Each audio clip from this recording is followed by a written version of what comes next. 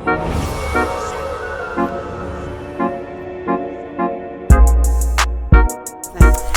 guys, it's Naja Imani and you're tuned into another episode of Let's Talk About It podcast. Today, our guest she's just already made her mark in the entertainment industry. She's known as the celebrity PR, a motivating mentor, and most importantly, CEO of Multiartistry Entertainment, Avery Watson. Hello. Hi Naja, thank you so much for having me. Thank you. I'm honored that you came on to talk about it, because I'm like, our podcast is inspiring. Mm-hmm. You know, I like to take a journey, take a walk down your business, and you know, how did you even start? Where'd you come from? You know, what actually inspired you to do what you do? So let's actually formally introduce and let them know, what is it that you actually do? Sure. My name is Avery Watson. I have my own entertainment company, which is called Multiartistry Entertainment. I handle publicity as well as digital marketing, artist management consultation, and as well as many other services for artists, brands, talent, etc. As well as athletes as well, if they need extra, PR. Let's go. So I'm born and raised in the Bronx. I'm from New York. I have my bachelor's in media communications. My minor was dance theater. I went to Lehman College. I'm definitely all about being a Bronx native and supporting the Bronx community and helping anyone from New York, especially from the Bronx. Okay, so we're here already from the Bronx. Yes. But a lot of people, they come on, they just jot, just jot down certain things. But I want to get in depth, like a nice deep dive of why communications, why PR, why this, and you got to go all the way back. There's a lot to bring to the table, so I'm gonna make it really short and sweet and cute. I got this for you. She's ready. So I do this. Yeah, no, literally, it started out with me just being a dancer, performer when I was younger. Just always was in the arts, ballet, tap, jazz, African dance, dancing, singing, songwriting, playing the instruments, playing the piano, playing the violin. I really came from that. My mom plays the piano, my family, my father, he just was a great... So a lot of music background. A lot of music background. Like my father is a great personality, so I get my personality from him. Yeah. My mother is very upfront and blunt and says the craziest things. I get that from her. So I have like the best of both worlds, I feel like, and as well as like my parents, my family really made sure that I was in a lot of different extracurricular activities. And I see that important. Like you need to be experience those different avenues. You have to get exposed to different ways. Things are working around you. I felt like me being a part of different organizations when I was younger provided me with discipline to be able to understand what structure means into a program or into an event or into a concert or into a showcase. Me having that structure of having dance in school and all of that and having recitals. You already had an idea of how to put on a production, how to do a show, how to be the front and the back. So I think, with me being able to be eventually growing from dance and becoming like a dance, a dance assistant when I was like 12, 13. I was able to see like, oh wow, like I'm really good at, choreography. I'm really good at like helping people get things if they don't get it. I may have a better way of explaining things to somebody than the teacher, and I did it in a way that I saw that in myself at a younger age, that I was able to really be hands-on with people and be able to communicate with them. Be relatable. Be very like, I guess some people are different, but for me, I was able to really connect with people one-on-one and really help them. So I saw that early on in my life. And that's important. Yes, and my father and my mom, they wanted to make sure that I was always doing stuff like that. And also, I was a part of this program called Daddy's House Charities, which was Diddy's program to help for tutoring, math, and science, and writing. And Sister Soldier, who was the author, she was also head of the writing department for that program. And I learned a lot from that program. I was able to watch Diddy do the marathon in 2000 and what year was that? 2003. 2003. And I had my first publication ever because of that opportunity. In New York Times? Yes, it was in the New York Times, and you guys can look it up, or we might add it here. Right on the corner. But no, it was just me just quoting, how I felt about Diddy at 12 years old, how I looked up to him, and I felt like this person was making a difference. And I was a dancer, dancing around in Harlem. So it was and at 12, At 12, I saw this, and I remember the reporter came up to me and said, "Hey, can I ask you a few questions?" And and my dad was like, Who are you? Okay, New York Times. Sure. Yeah. New York Times. Okay. Go ahead. So I think that ever since then, I think it kind of like was an aha moment for me when I actually got the job working as an intern in the beginning for Diddy. And what age is this now? It was like 10 years later. Like I was, you know, what year was this? I was 2012. I got my internship at Bad Boy working as an executive assistant intern, and then eventually, you know, started doing production assistant work for Revolt when it was launched in 2013, and then just freelancing with them. Put together, it's like it makes sense. Eventually, was, you know, thankfully for my good friends at, you know, Combs Enterprises at the time, made sure to push me up, because I was really like trying to figure out, like, you know, I need to get a job. Like, why is everybody getting jobs? I'm not getting jobs. What's wrong with me? Right. It's really because I'm an entrepreneur. So you're like, I need it. Yeah, so how was that process though? Because a lot of people, especially when you're going into that field, like, I need to get this position, I want this position. How was that process? Because some people don't know. Like, when you don't know people, how is that process of trying to get that position? You know, I think, like, what other ways can you get it? I mean, there's other bad ways, but the good way. I'm joking. We'll show you off the shop. No, I just want to have some fun with y'all. I'm gonna try to, you know, laugh with me. But no, seriously though, I think the best way is to just stay persistent in who you are, and whatever qualities, you know, that you have, people will take note of it. And remember you. Be memorable. And of course, like, use your resources, because it is who you know. Right. And it is like, but you got to build those relationships. You have to build a relationship. You know, you have to be organic too with these people. They don't know when you're like forcing yourself on them, you know? You don't do that, but that'll be the process. I think staying consistent and persistent and really asking the necessary questions to understand what it takes to get in that door. And then for me, in my process, I was competing with like 10 to 12 other like interns at that time for Diddy. But I mean, it's Diddy. Like, we had like, he had so many assistants, like 6, 7 assistants. It was 10 assistant interns. It was a lot of us. You know how everybody's doing so well right now. If I did like a throwback Bad Boy employee where they are now, these people are like fire, like they are fire, like they're doing so well. So outside of that, it's like a blessing to see what Diddy was able to, you know, what he did and how it was so important and it was impactful for us in our careers to make sure that we still kept on that Bad Boy family legacy in the sense of like still doing good like in our careers. It doesn't matter if we're working for him anymore. It's like, we took that and planted more seeds so that we can, you know, keep things growing. Yeah, absolutely. And that's something that I had mentioned too about being irreplaceable. You have to plant these seeds, you know. But I always like to get into the mind of my guests, like, where did it come from? And it's so important to know that you were grounded, you know, like your parents had like a staple, you know, grab on you that made sure, like, okay, you want to experience this, experience that, you know. And then it's even for you, it's good to laugh at, because you're able to be like, I got this from my mom, I got this from my dad, you know what I'm saying? So I feel like that's important. It's very important for today's kids too. And then also in terms of like, you know, generational curses, you have to also be able to shed away from these things that your family has in terms of habits as well, and be able to be that role within that concrete for your family. And that's how I look at that. I am like always pushing to be that rose in the concrete for my family, because everybody's different with how they handle business and how they deal with people.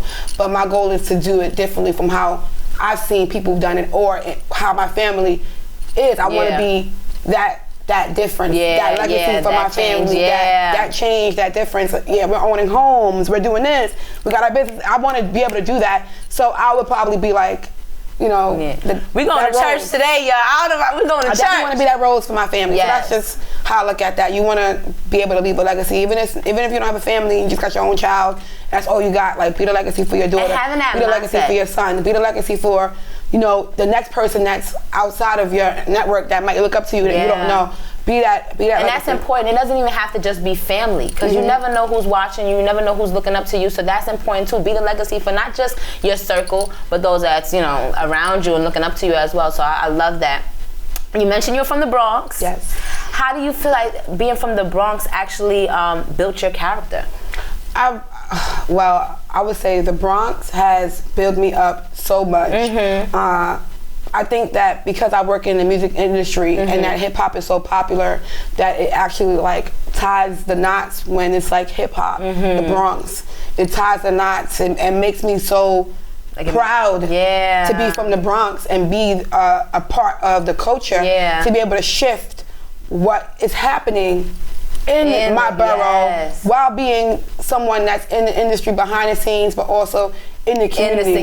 So you're able to see from both sides. Exactly. So I mean, the Bronx definitely, it's just a beautiful feeling to see everybody that's so cool doing great things from the Bronx. And you know me going to school at Bronx Community College, I got like 3 awards from that college from doing great work with all of my entertainment programs and everything. You're really into I was very active in college. Very active in college. I was in the dance program doing it. I was a dance captain.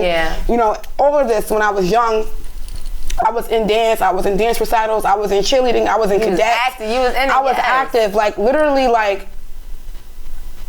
I was always able to like take that leadership and apply it to something. And especially like with schooling, I was always like talking to my teachers like, hey, can we do like at the last like 10 minutes of the class, can we do like a talent show? And they looking like, they're like, all right, if you do all the work, you guys can do a performance at the end of the class. And literally, you can ask my friends, they'll probably comment on the bottom of the video.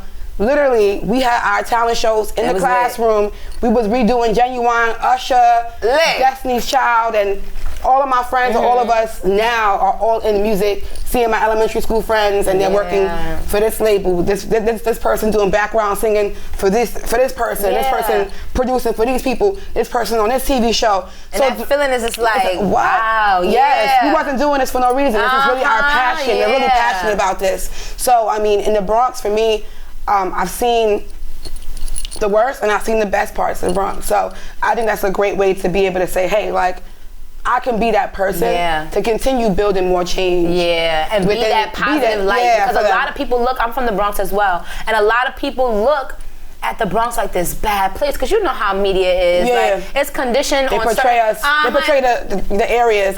When really there's a lot of mansions in the Bronx. And that people up in Riverdale, there's a bunch of mansions. They're beautiful and it's amazing. So, but a lot of people just look at it as rural areas, and it's because it's what they only portray. And for you to be that positive light is so like it's so dope. You know what I mean? Thank you so much. Thank you. And then you're from the Bronx, so you're over here. But I like that you mentioned passion, because a lot of people think that passion, not that it can be found, because I feel like it's already intrinsically there, but you can find it, on your walk of life. You can find a different path. Different path, for the passion that kind of spiraled out of yourself. How important do you feel passion led you to where you are now?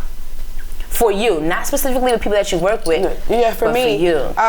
Passion was the lead for my whole entire career. Like, if I've never danced in my life, I probably would not be where I am today. So my passion for dance and like understanding dance history and understanding the history behind dance and how it's culturally important to understand how the civil rights movement and all these different movements behind dance and the things that we had to do as Black people in the past. We had to use dance and entertainment as a way to promote positive messaging. So, that's why, people that's not in our age group, they get mad when they see that, it's being tainted by, anything that's not positive information about what we're experiencing or just telling our story as urban people in urban areas.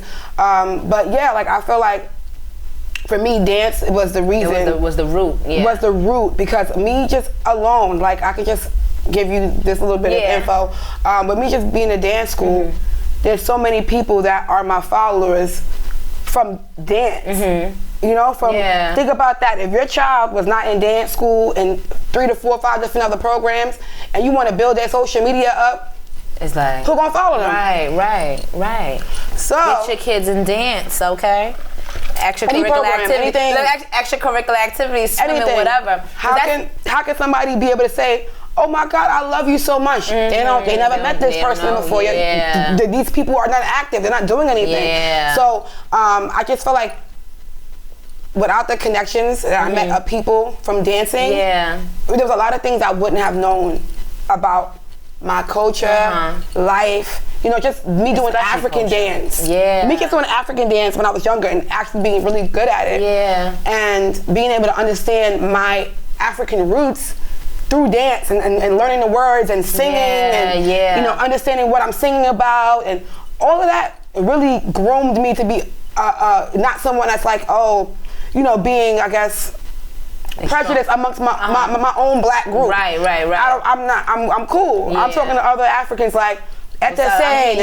I'm saying I'm appreciating the culture, and I'm actually inviting them to understand that I understand why we're separated, but we are here, we are one. So I think that I'm very passionate about like just African culture, you know, dance and the Bronx and all of those things. I think I'm able to kind of show within it shapes me, and I can kind of like live that within my business.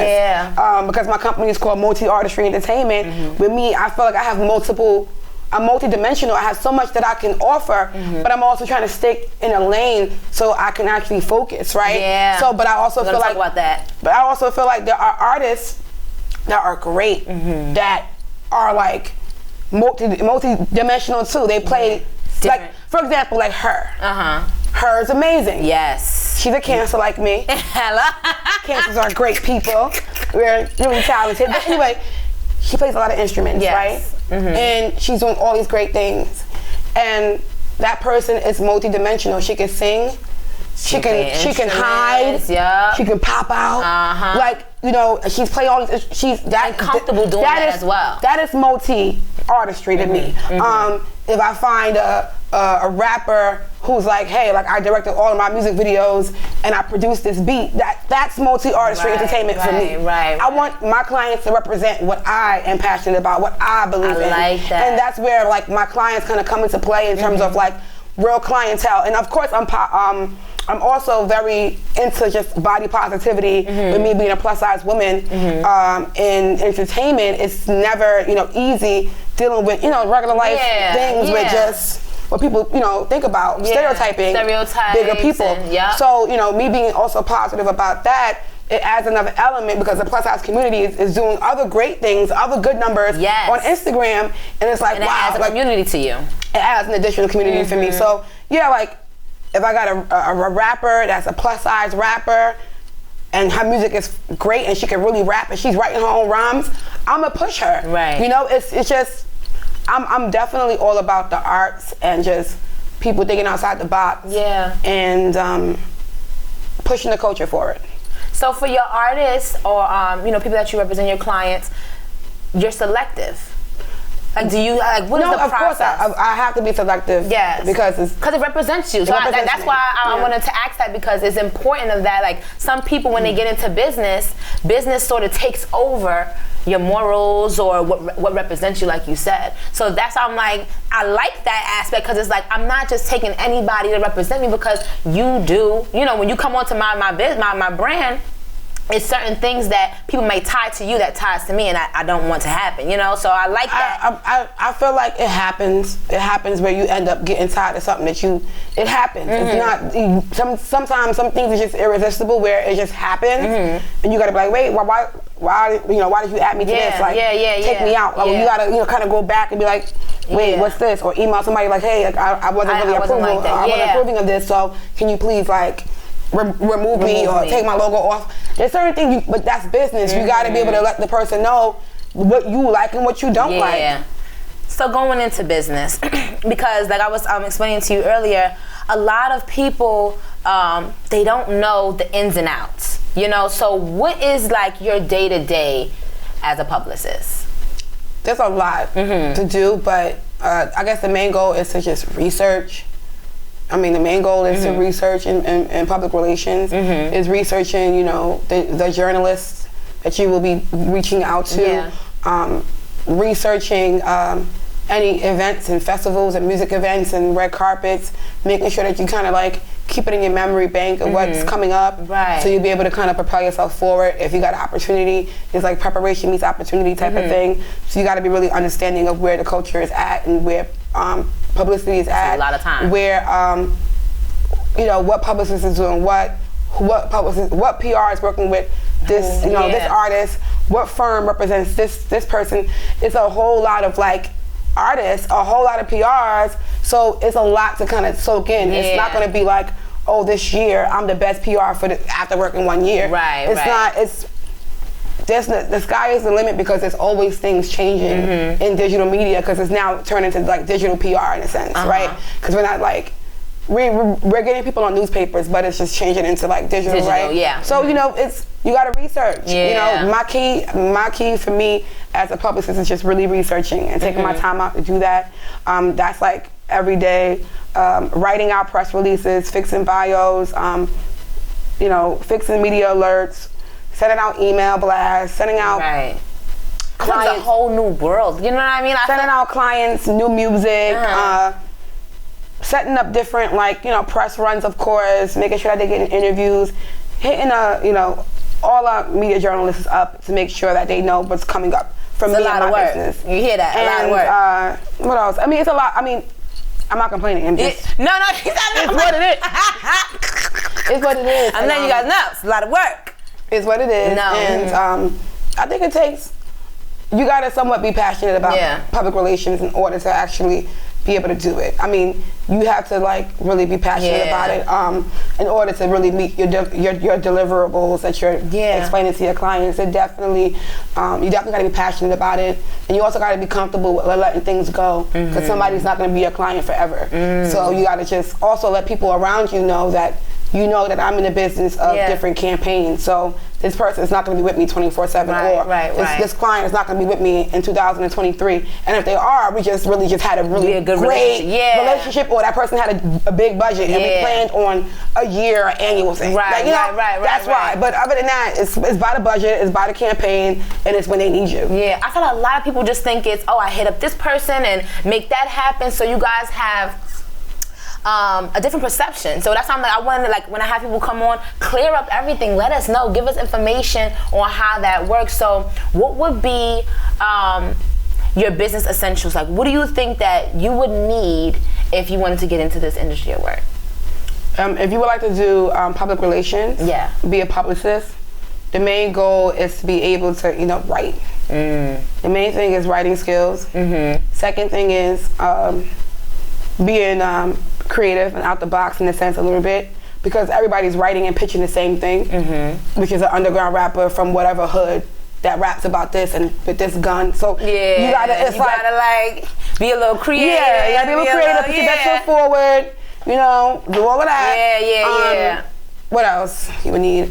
Honestly, you will need the contacts. So you would have to continue interning and working for people, work in TV. I feel like working in TV helped my career a lot. The reason why I say work in TV is because you have a combination of learning of how the whole functionality of the business works together.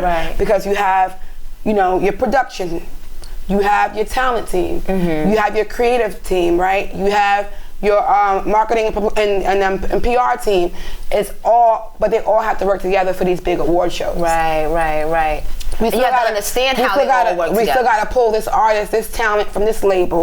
We still got to pull this media company from this to do the carpet. We still got to make sure that the whole set that we have in this all together. So I think with me starting out at BET in 2010 in the talent department, and at that time, like, I envisioned myself at BET. I wrote this, I had to write a letter. I think everybody knows when you intern for BET, you have to write a letter. Oh, really? Yeah, it's a long, you know, message. Like a personal essay? Personal essay explaining, you know, why you should be admitted into this internship program. And at the time, we was non-paid. I hear BET paying now. Pay interns, that's great. You know, we had the real BET. You had the struggle, right. But yeah, so I just felt like, you know, you got to put your best foot forward whatever you do. So I remember me just thinking like, oh my God, I got to get this internship in talent, because I really wanted to be an A&R. I really wanted to do more talent A&R and work in talent, which I still do because I have my own company. I can do it. You can do it now. It doesn't really matter now, right? But I wanted to learn and understand and get the feel of what artists, and also I wanted to see the artists themselves with their team. You know, that says a lot about them. What is the strategy behind their team? Yeah. Right. I wanted to figure that out. Yeah. Like, okay, for example, Styles P. I had him all the way in 2010. I was doing talent escorting for him for 106 & Park. And I loved his energy. He didn't ask for too much. Right. He didn't, you know, he just wanted to get the show on the road. And going, right. He wanted to make sure that everybody, he wanted to work, and he was just cool.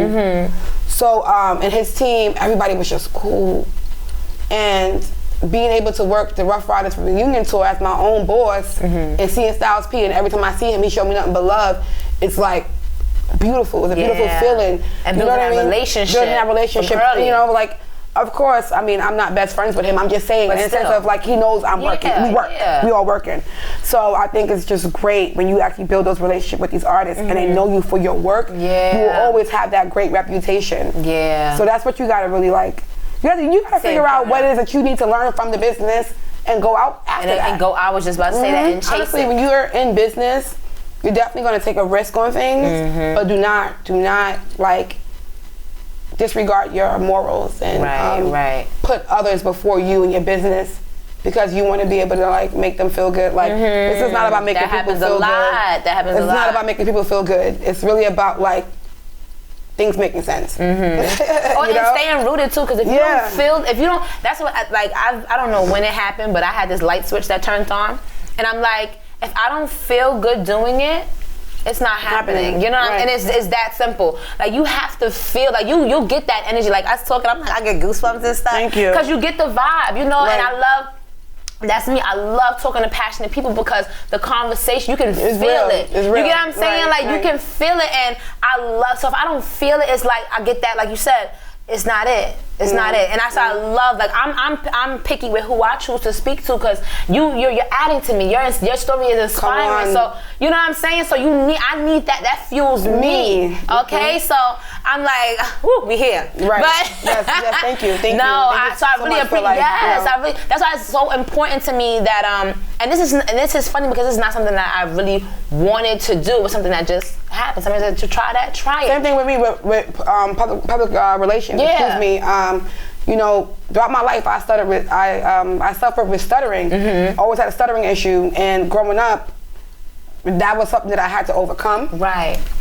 Because for me, stuttering, I felt like people disregarded what I said. Because I was taking too long to get to what I was trying to say. Yes, that happens. And that makes you feel like you have no voice, right? So for me, I remember my speech therapist saying, go slow like a turtle.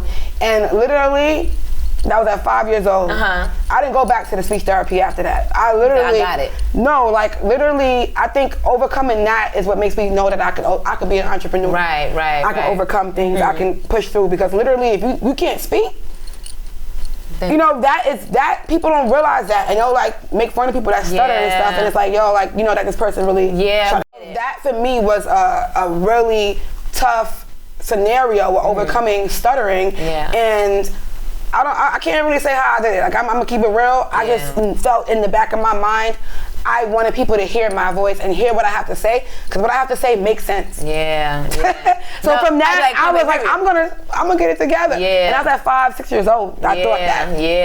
Not, you know, I don't remember. Not now. It was like then, when I was 5 and 6 years old, I thought that. So for me, it's like, I can overcome anything. You know what I mean? And I'm in communications. Like how I went from stuttering and now I'm, you know, I got my degree in communications and media journalism, you know, to tell a story, to say the things I need to say. And that's another aha moment. I realized that until that's why I brought it up. And I was stuttering real quick. So I'm like, no, let me bring that up. You know, because it's something that I overcame. I like that. I like that. For women in the industry, especially entertainment industry at that, like knowing that it's so male dominated, how do you balance being a boss and being a BLTCH? You know, that's way on that, because a lot of times, like even I seen an interview with Nicki Minaj where she's just like, you know, a lot of people, they don't want you to be a bitch, but it's like, being a boss, I have to demand that respect sometimes. Or do you not have to? I've learned something valuable. I self-taught myself certain things, like how I self-taught myself to tell myself to not stutter anymore. Right. I self-taught myself to say, you know what? I will reply and react in a way that I know is respectable, that I can go back to say that I can say, I didn't do anything wrong. I said this. Right. And this. Right. So now for the books, I'm covered. I'm good. Yes, I'm good. With my spirit too. That's how I look at that, because sometimes you got, because a lot of women go through that I put my foot down as much as I can, you know? And I think with the males in the industry, they all supported me. Yeah. Like, they all pushed me. They all made sure to keep that positive, vibe and messaging out in the industry about me. Yeah. And the women are great as well, but the men, if it's all men and it's a dominated industry and they're all talking good about you, what happened? You're good. You know what I'm saying? So it's just like, yes, as women, we gotta say, all right, if a guy try to talk to you, you put him in his place. Of course, it's whatever. But the main thing that I've learned from this program that I was in is called WEEN. I don't know if you heard of it. Women Empowerment, Women in Entertainment Empowerment Network. Yes, I was in their first academy in 2011, and it's like our academy is like amazing. We all support each other the best way we can. We're all busy in our own worlds, but we support each other. We push each other, and even if it's like at an event, my WEEN says, or if it's just a DM, I see you, girl. It's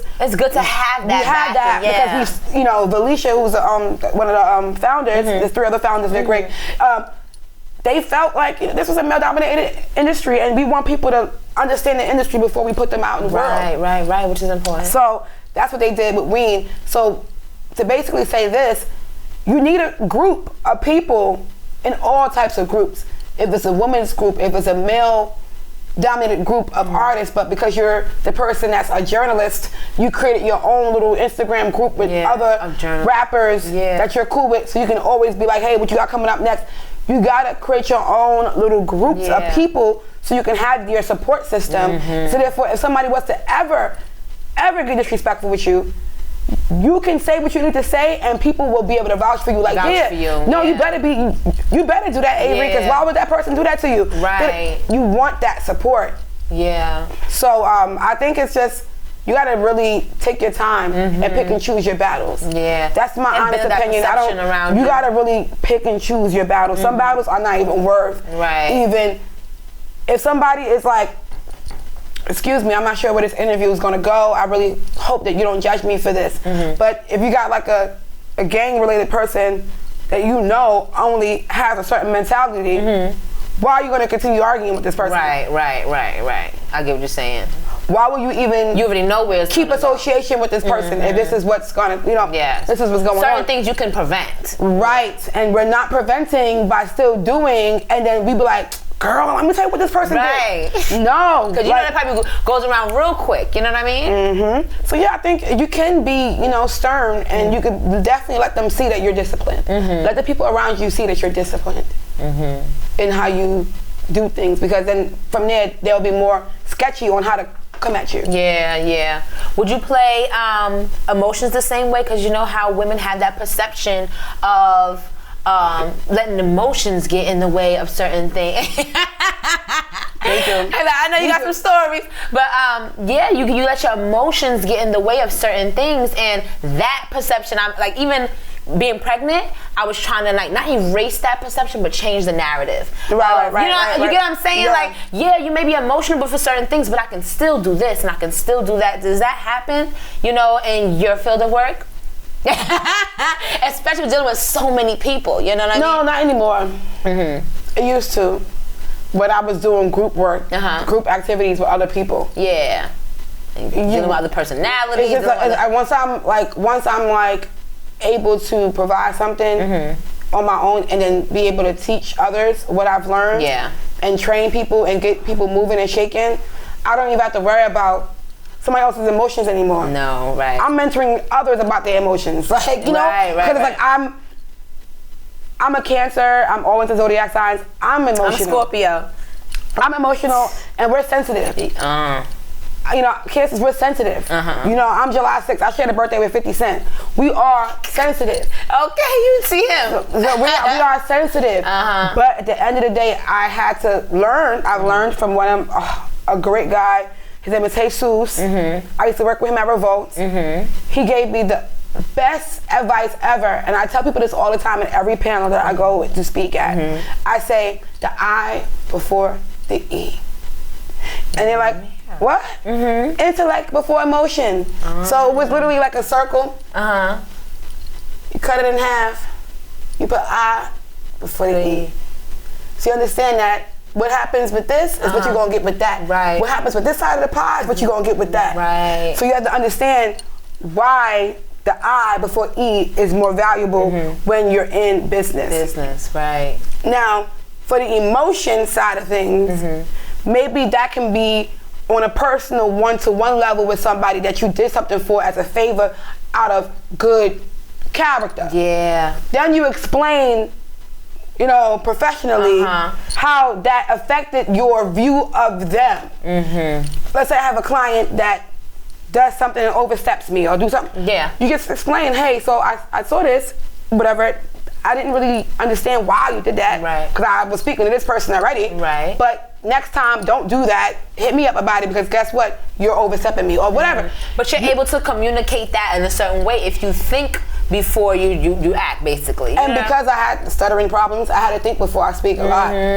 So when I am speaking and it's like I'm not thinking, it's because I'm really angry. You know what I'm saying? Like, I want to, you know, I want to just vent or something like that. But other than that, like I just feel like when you are someone that's in this entertainment field, you're going to have people that really will try to test you and see if you got what it takes.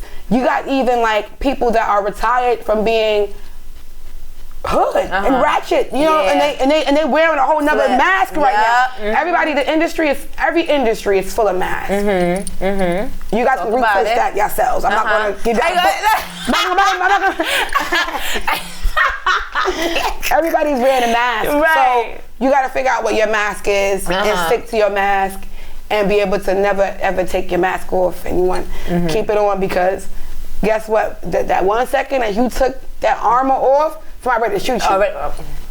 Hello, and that's honestly, it's not just in the industry. That's in life. That's in life. I'm speaking about life. Yeah. Because now business became my life. Yeah. So it's different. Like business became my life. Like, and that's my career became my life. Yes. Like, and I need to work on career life work balance. But the point is, when it is your life, you have to research. You got to figure it out. You got to, when your back is up against the wall, what you going to do? Take your mask off, let somebody shoot you? Right. No, you keep that mask on, you keep that mask on, and you fight. And that's the thing. You fight. You got to learn yourself, though. You get what I'm saying? Like, this is all a process of learning yourself before you putting yourself out there, because now you're able to like assess certain things. Exactly. You get what I'm saying? And so, a lot of times people will push things on you in the industry and you are not ready for it, or you're not prepared, or you're like, should I do this? It's an opportunity, but should I? If you're not ready, you're not ready. But again, sometimes you have to rise to the occasion. So again, pick your battles, but rise to the occasion sometimes, because you will really, really motivate yourself. Yeah. When you rise to the occasion, when you rise to the occasion and you believe in you will see it through, you know? That is so true. And that's really what happens sometimes. You gotta see it through for yourself. Yeah. And for me, I'm sorry, I keep saying No, go I'm a publicist, I shouldn't be doing I'm learning how to do that right now. I'm a visionary. And I see things, I see myself in certain places. I see where I can go. And I think with any art, any creativity, any business, whatever, you gotta kind of see. You have to see, and you know, that's why we have vision boards. Right. This is why you have business plans. This is why you have your task list and your journal, because you have to continually work on yourself, your inner self, to understand what you're gonna be putting out in the world. You know? Like, and your place in the world. Exactly. Like yesterday I was at an event, I couldn't believe I got swarmed by so much love Swarmed by love, y'all. Like, I couldn't believe it. Swarmed by so much love. Yeah. When we're in an industry that's so called like so hateful, haters, Illuminati, this, you know, whatever. So it's just like to feel that was like, wow, like right. So you have to really know that your energy is a part of the frequency of that chain reaction. Yeah. Sometimes what you do does affect other people. People don't want to care about that, but it's the truth. What you do does affect other people because people are watching you. Yeah, people are watching your page, and watching your energy, everything. And that's why I say, even for the viewers at home, like you said, being a visionary and really seeing things to light is important, you know. And I'm one of those people, like the vision boards, and I was in college. I went to Buffalo State. Okay. I was in college, and every day, like when you're walking outside, you may see buildings, tall buildings. You're like, okay, that's gonna be mine. That's gonna be mine. Or even down to the little details where I'm gonna be in this kind of meeting. I'm gonna be doing this. Really speaking it and really doing it really plays a big part in, you know, putting out that energy. Small thing, right? You guys probably know this guy. His name is Jacquay. He's on Love and Hip Hop New York, rapper from Harlem, etc. One of my friends.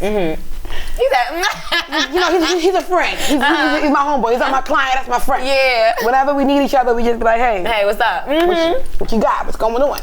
So anyway, for Jacquay, for example, he's someone I could say is definitely a visionary. He works hard, right? But I was with him all day, and I'm like, bro, you're not gonna get a ticket. Right. He's like, I'm gonna get a ticket, Avery. I said, you are not getting a ticket. Right. Just as small as this. You are not getting a ticket. No, you're not. Happening. Every time he came back down from interviews, he didn't have no ticket. Right. He didn't have any tickets. So what that means is you really gotta speak it and feel it and push it forward and be able to really say, hey, like, today's gonna be my day. Like, today is going to be my day. Like, tonight is gonna be my night. Like, there's times that I'm just mentally, physically exhausted, and I'm done. Like, but I push myself. You hear my voice. I've been working and talking so much. I want to push myself to certain limits, so I understand what my work schedule needs to be like. To know when it's enough. It's enough, I'm turning it off, turning the phone off. I'll get you tomorrow. You know, sometimes you have to overwork yourself to understand your limits, though. If you don't work at all, you're just lazy. You won't understand. Period. Okay. So you got to understand what is too much for you. And don't allow other people to push you over limits that you can't actually keep up with. Right. And as well as in terms of like starting a business, like small business, like, you know, I'm working on getting on more small business expos and doing more events. I did a lot of panels speaking as an entrepreneur, as a publicist, etc. I did a lot of, you know, decent work to propel myself as a moderator, a public speaker, a publicist, a public figure. I did a lot of work. So when you're running your own business, you do gotta secretly act as your own publicist in your head. Just, you know, how can I push my brand a little bit to do this? Can I get this blog to write about me? You gotta really, you know, put your best foot forward because all you really have is you. And invest in that business, you know? Like you really have, because you're when you're starting off, you are your own team. You're starting off, you know? Absolutely. So you have to put that time in. When people think investing, they think just money. It's the time, the knowledge, researching, and then you can get into the money part. You know, like of course you have to fund your business. Also, too, I think volunteering is great. The reason why I say volunteering is great because you are not old.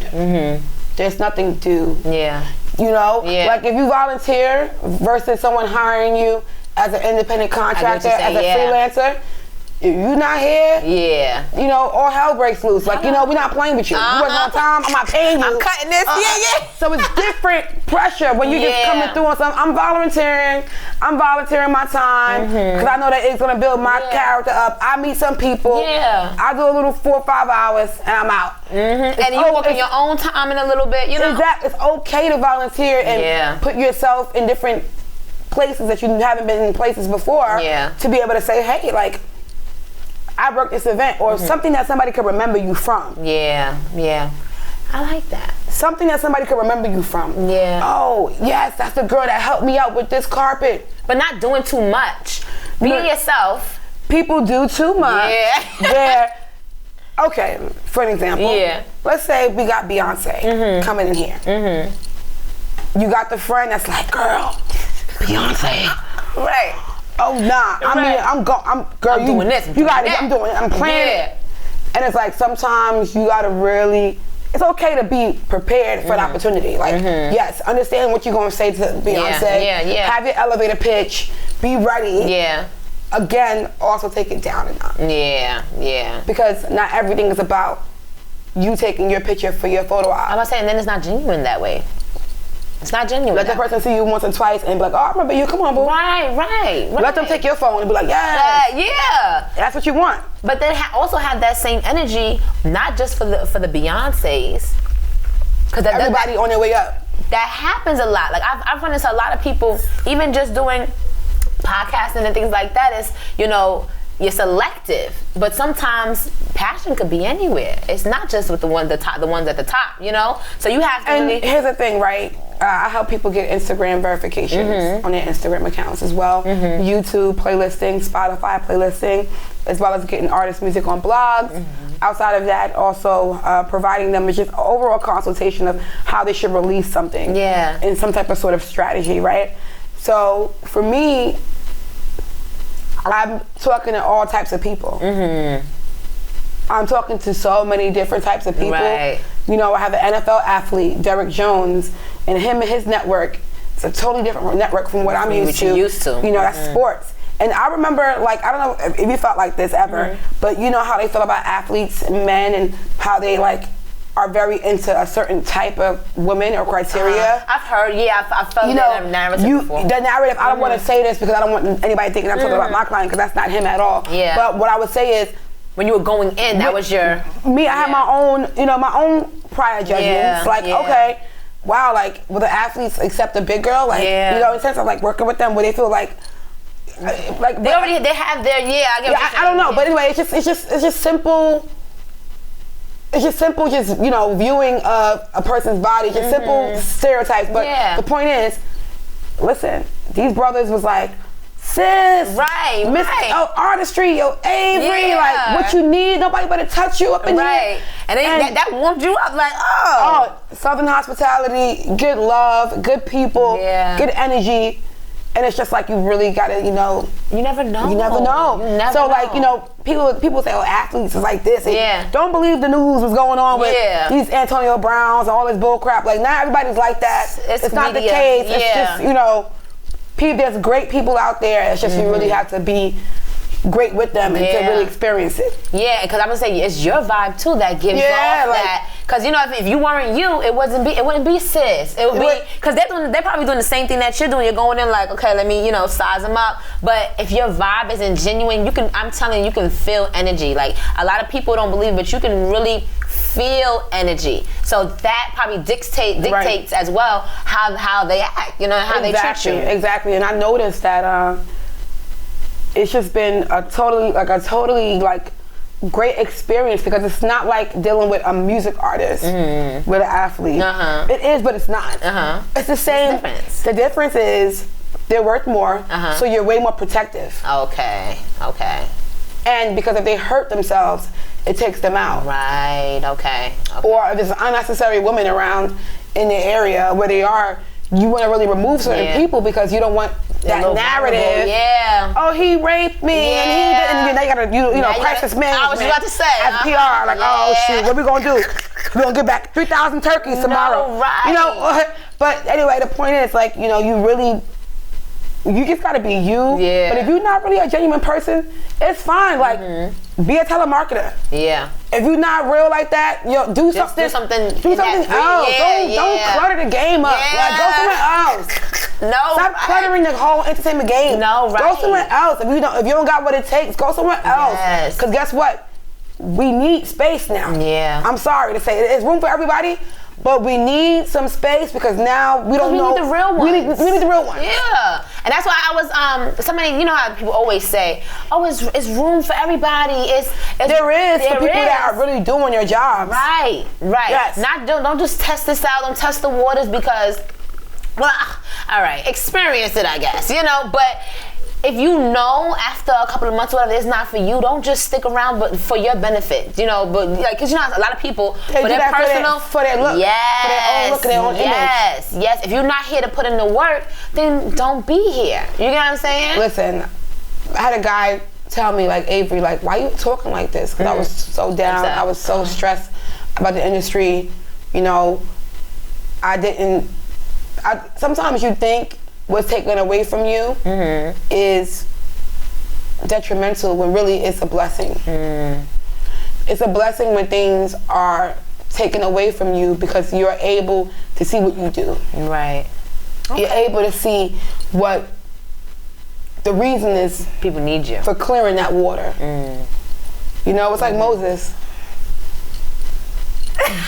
You know, like Moses came through, said like, oh, hello, I need you to walk through this girl and get through, and don't worry about what's over here and over here. Because guess what? You are tunnel vision. Yes. You are there, and that's literally what it is. Like you're gonna go through entertainment. In entertainment, you're going to go through experiences where you're like, I'm over it. Oh my God, I want to give up. Yeah. Like I just want to like throw the towel in and just say, all right, I'm done. I'm over it. But guess what? Those things happen in order for you to push yourself to a certain limit to see, okay, this person did this to me. You have to analyze everybody in the game. Like, this person did this person did that. Right.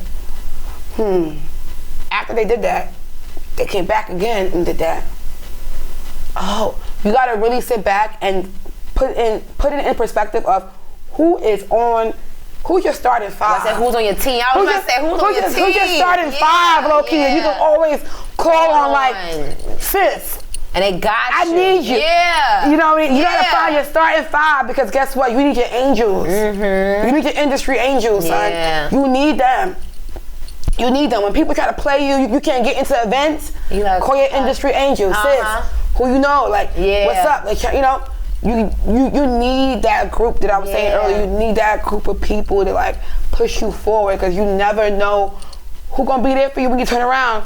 So industry angel out of nowhere, trying to get into an event, and you're like, I got you. But that person was in a group chat with you somewhere else. Like, oh, this is you here? Come on, yeah. So you have to really always work on your group of people, your core people, the team, and push yourself forward to understand that. Yeah. And a lot of people need the group. You need a group of people. Like people don't understand. Like you can't. It's not just yourself.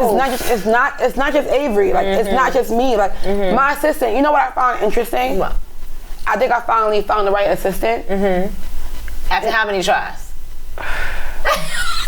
Good. I had to release my stomach. Oh, well, it's been about. Maybe like 5 assistants, maybe so far. I've been in business 4 years, so I think I'm good. But but listen, my one assistant now, email her at info@multiartistryent.com. Do not email me. Email my assistant, girl. Okay, she's on it. Just kidding. email my assistant. But if you would like to get PR services or marketing or digital marketing, YouTube playlisting, Spotify playlisting, whatever. Email. Blogs, whatever you need. If you need to just talk to somebody on some artist consultation, I'm here for you too. I like that. Basically, literally, she went to every school I went to. Really? And y'all didn't know each other? She's younger than me. She's like, I'm 30. I know I don't look 30 though. I'm 30. And black don't cry. I believe she's about. Don't get me sorry, girl. I think she's about like 24, 25. But anyway, the point is, I went to Frederick Douglass Academy in Harlem. That school. For another day? It's amazing because everybody from that school are all doing great things too. Like you guys probably I'm seeing this on-air personality / model, this trans. I don't want to call it the wrong thing, but anyway, she was a girl and turned into a guy. Her name is Late Ashley. Like me and her, we all went to high school together. It's like all my people that I know, like we all are in this game. Yeah. Like we knew what we was going after. Like this That's is special, though. This is not a game. Like you gotta really be doing this from back then. Right. You know, in order to feel like you're gonna make it 20 years later. Yeah. But anyway, the point is, my assistant, she went to FDA. I went to Frederick Douglass Academy. From there, she went to what is it? The Borough Manhattan Community College. But I went to Bronx Community College. Okay. Then I went to Lehman College, and then she went to Lehman College. That's crazy, though. So it was perfect. So the AHAA, another AHAA. So it's perfect because I understand why she even probably reached out to me to work with me. Yeah. It's cool.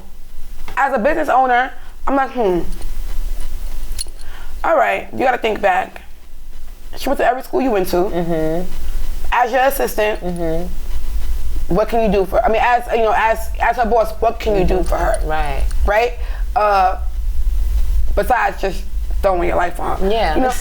You know, what else can you do for her? How can I benefit you while you're benefiting me? Right, and for me, for future, I feel like it's a cool story for her to be able to say, look, I've been working for this company for this long. I stuck it out, and now my boss is now, a millionaire, doing this, doing that, and we're changing the game. And I've been an assistant for this many years, but now I'm head of operations for Multiartistry Entertainment. Now she's no longer an assistant; she's now head of operations. And that's how it goes. You know what I'm saying? So that's what you think as a businessman or businesswoman. What is it I'm gonna do for this person? Because they're sticking it out with you. Listen, if you stick it out, with somebody for a long period of time, you will reap the benefits. Right. You're now family, like genuinely. You know what I mean? Yeah. And I'm always been that person that's like, I'm super cool and down to earth when you're working with me. But it's like when people try to like do funny business and all of that, I become Tasmanian devil. But as you should when it comes to that. You know what I mean? I'm really inner. Like I'm a good person, but inside, I'm a Tasmanian devil. Like I grew up. I remember when I was 5 years old. I'll never forget this. I will never forget this. You guys understand? It was rough growing up as a plus size person in the hood. In the hood, with no money, with no clothes. It's different. Eating mayonnaise sandwiches. It's different for me. Yeah. So to say this, I remember somebody in kindergarten, some boy at 5 years old, we're online for like lunch. And he's like, you know what, you fat. All I remember was you fat and my hand in his face. Like, at 5 years old, I decked him like, took him on the floor. My mother said, if you're expelling her, he's expelling. Right. He has to get expelled too because he shouldn't be talking. I love your mother already. She should not be talking about my daughter. Weight. And who you? Right. Who are you? So, but that right there is definitely an aha moment because every time now when somebody is like talking crazy about big girls or saying whatever, it would never faze me. No, it would never faze me no more. It doesn't faze me no more. I've learned that the reason why those guys that fat shame, their mamas is really fat. Yo, you know what? I've learned that. He said, when I actually tally it all down. Your mama's is fat. That's why you hate her so much. Yeah, I get it. Self-hate. No, for real. That happens though. It'd be the ones you know how many fat mamas is out here? And you got raising the nerve. Sons so disrespectful. You got the nerve. Literally, though, I always go back to the fact that it's self-hate. Yeah.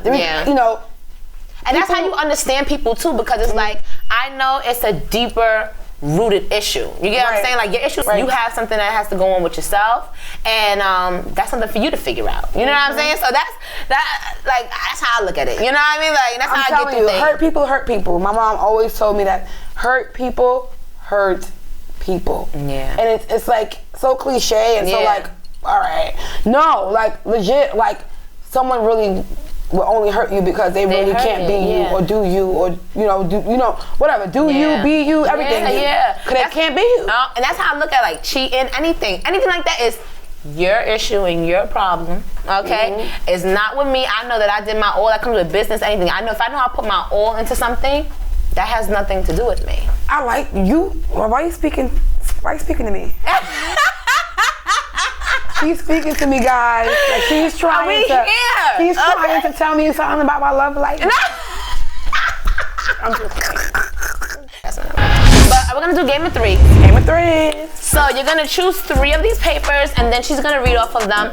Each of them are gonna have, a question. She's gonna answer them, and then we're gonna see. We got the business side of her, but now we're gonna probably get a little personal.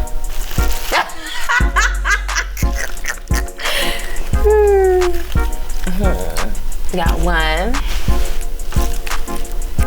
Oh, I like this one. What's that one? 3 last songs you listened to. Oh. The 3 songs. Okay, last songs. Honestly, just coming on my way here, I listened to my client Big Bad's new song. I can't say the name. You can't say the name. Exclusive. Yeah. The song is fire. Y'all check my IG story or something. Y'all see it. Y'all hear the song there. My other client, AJ Superfly, Wake Up. It's about like women looking good without makeup, waking up feeling good. He Yeah. The you third need those songs too, that hype. Yeah. And the third song is Alina Baraz. Alina Baraz. She's like a pop soul R&B funk artist. It puts me in like a soothing kind of mood. No. This one song is called I Don't Even Know Why Though.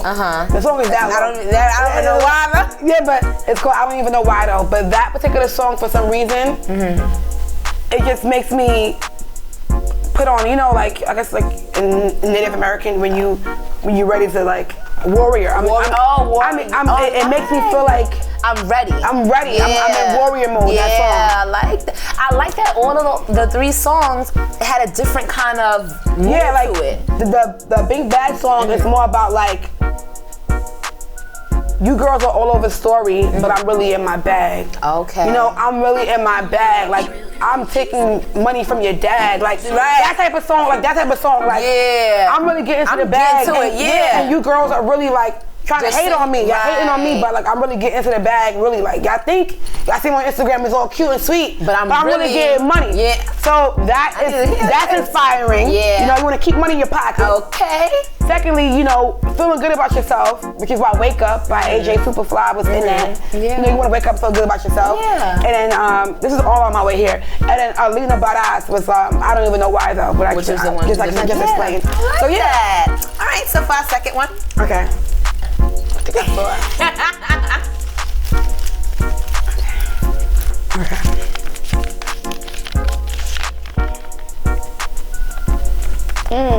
Yeah, think about that one. No, this is good. 3 artists on my radar. 1, Stash 718. Yeah, look at that. Sticky. The song is called Sticky. Sticky. What stood out? I don't know. I like energy on music. Okay. Some people like a whole bunch of the hook, the verse, the beat, mixing, all of that. I like energy on records. That's just my preference, not the industry preference. Yeah. For me, I like energy. Yeah. So 1 would be Stash 718. His song is called Sticky. The second artist would be Jabbar Hakeem. He has a song called Hold Up. Fire. Do you know their stuff? No, right? Yeah. Their Instagram? Their ad name, yeah. Yeah, Stash 718. It's STVSH718. Jabbar Hakeem is JABBAR Hakeem, spelled like regular Hakeem with an E, 2 E's. Jabbar Hakeem, JABBAR HAKEEM. Jabbar Hakeem. And then the third artist would be Molly Brazy. She's always been on my radar, but I told Molly Brazy when I saw her, I said, please don't judge me, but you're my shooter. I told her, I said, girl, you my shooter, girl. You make me feel like if I turn around, somebody try to, you there. You there, girl. I told her, I said, girl, you my shooter, but she's like the first real female rapper that's been on the internet doing viral things with different guns and stuff like that. She was the first girl doing that from the Midwest, really doing that. So Molly Brazy, I love her. She has some dope songs out right now. So I like it. Go find the songs, add them, and see why they're on her radar. All right. Last one. Oh my God, it's gotta be good, man. Hope that is good, you guys. So I gotta have some music during this. We need it.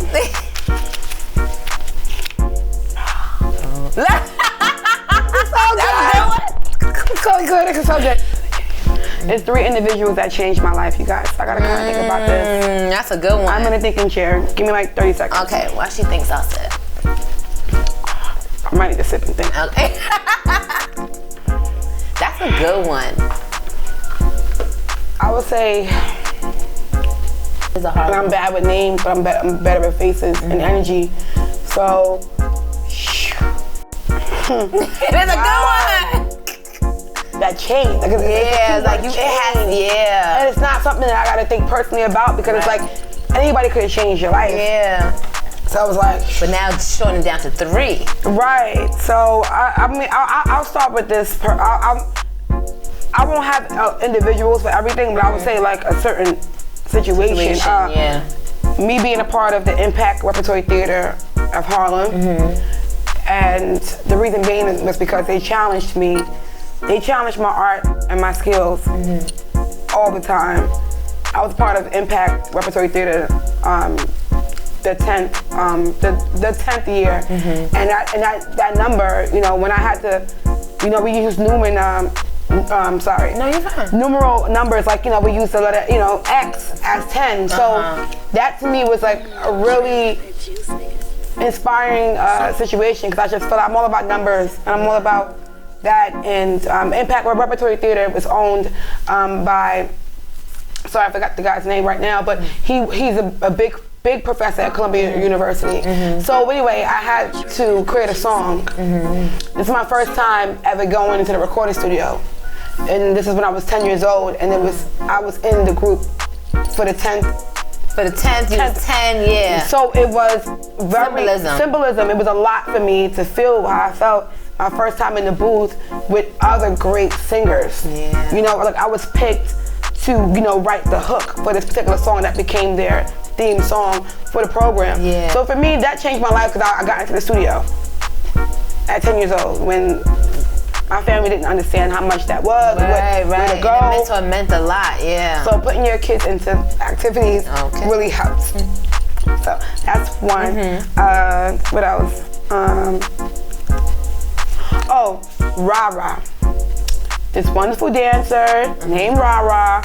He is doing great things for the community of dance right now. He's in Atlanta. He's from Queens. Rara's Angels. When I joined Rara's Angels, thanks to Selena and Nina, Kaya, all my cousins holding it down in dance. Rara changed my life because I might get emotional. She got me drinking, and talking about it. Stop it.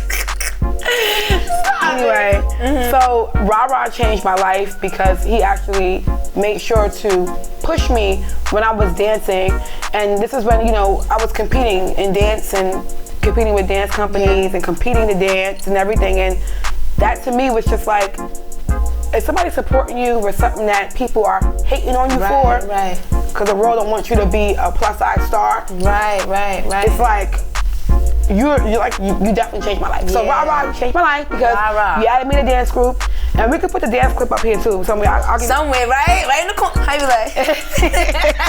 And you guys can see, like, dancing for me was my way of expressing myself if I didn't know what to say or how to feel. So Rara's Angels dance group. Shout out to Rara's Angels and everybody that's a part of that group. Yeah.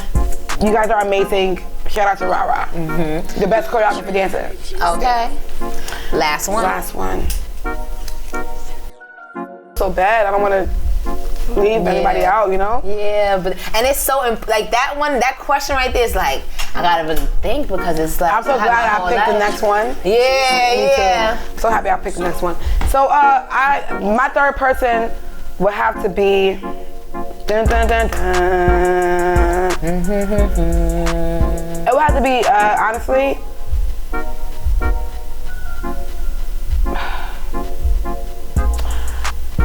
Marquetta. It's a woman named Marquetta from BET. She, in 2010, she said to me, Avery, listen, I know you want to work BET Awards. I have an additional hotel. I'm gonna just stay with my boyfriend at the other hotel. So you good? You can stay at my hotel that BET paid for, clearly, and you can stay at my hotel room. At the Marriott. And intern, do your thing, because I would have been staying way farther out. the first day I stayed in the hotel close to the airport in LA. But the next day I went to the hotel that she said. Because it was like, you can't check in. I paid for one day to the airport, take a little Uber. I think it was a cab back then. And I just did what I did. And then I just went over there. I took the bus and the train in LA where I did not know anything about their training system. I did it. And I'm going to work the awards. 2010. So that changed my whole career. Period. Marquetta, you a gem. You a gem, girl. Damn thing. Because now she's like the head of talent for Revolt TV. But anyway, I was in the talent department, like I said before earlier. So working with Marquetta, it was great. Like I was able to really like just get the proper mentorship and as well as the experience needed at the time. So Marquetta Moore, she's an individual that changed my life.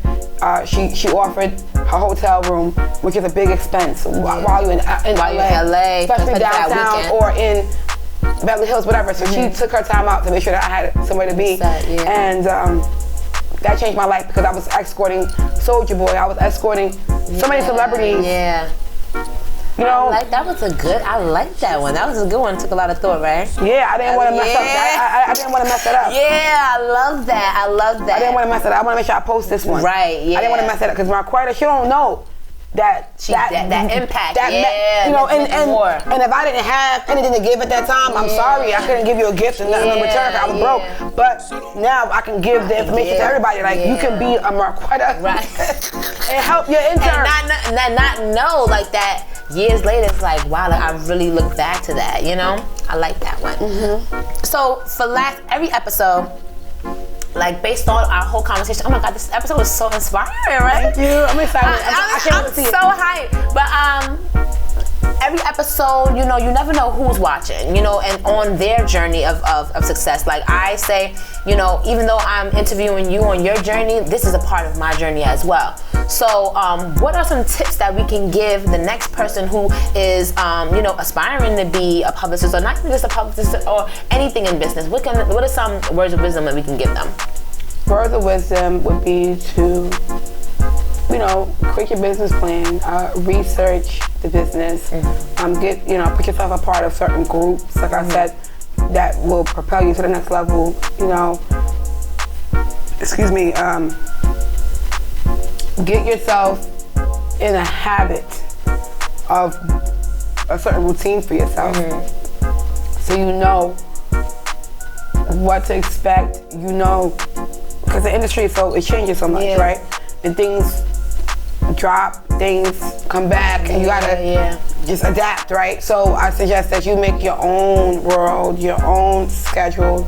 If you're working for yourself in business, small business or self-employed, whatever the case may be, you need to make your own environment that is habitual for you. So that whoever's working with you or working outside of you or whoever you are servicing knows what's going on in-house. That's like, hey, you can only talk to Avery from 9 to 5. Right. That's not my case for public relations. I'm just giving an example. You can only come to the store from 9 to 5. You know, we be mad when we can't go to certain stores. Yeah, and good to have that information. But guess what? Come tomorrow. Yeah. You know, so literally, I just suggest everybody to just really understand that finances is key for business. Understanding your return on investment, understanding what your overheads are, keeping the overheads low, using marketing as getting marketing dollars to push yourself and promote your brand, because it's key, because we have so many people doing the same things that we all do. So you got to push yourself up on the ladder. Make yourself different.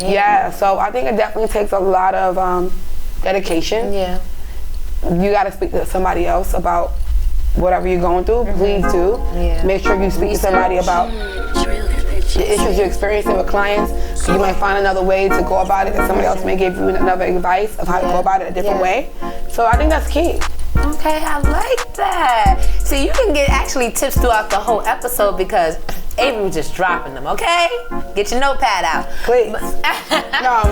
Do you have any events coming up? You want to just shout out your pages and just give them where they can find you and they can add you? So you guys can find me at Ms.Artistry. It's Ms.Artistry. And my company is multiartistryent.com. And you can make sure you follow my new media blog site that I'm launching. It's called Blunt Media Group. Ooh, exclusive. Yes, it's called Blunt Media Group. So I'm working on my second business in media.